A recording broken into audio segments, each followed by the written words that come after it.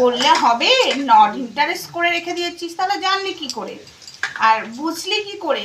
ধরিত্রী লাইভ করেছিল, আমি ভিডিও করেছিলাম, আর বলছিস নাচও জানিস না, গানও জানিস না।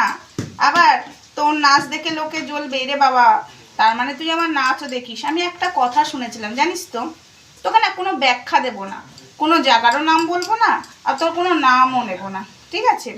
তো আমি একটা কথা শুনেছিলাম, যে যে জিনিসটা জানে না অন্যের দেখলে বলে এ বাবা তুই তো কিছুই জানিস না, কিন্তু সে নিজে আদৌ জানে নাকি সেটা নিজেই জানে না, সে আবার অন্যকে বলে।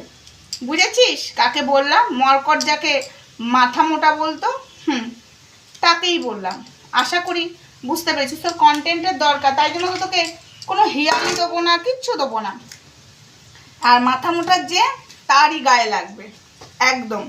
পড়লো কথা হাটের মাঝে, যার কথা ঠিক তার কি বন্ধুরা গায়ে বাজি।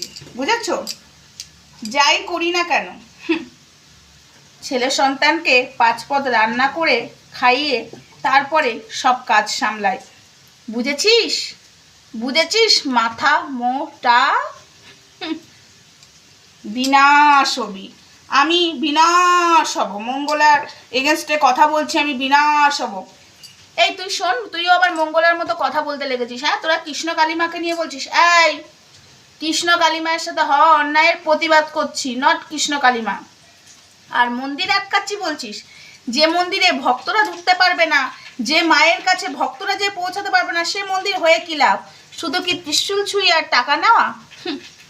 যাই হোক, রাধে রাধে বন্ধুরা।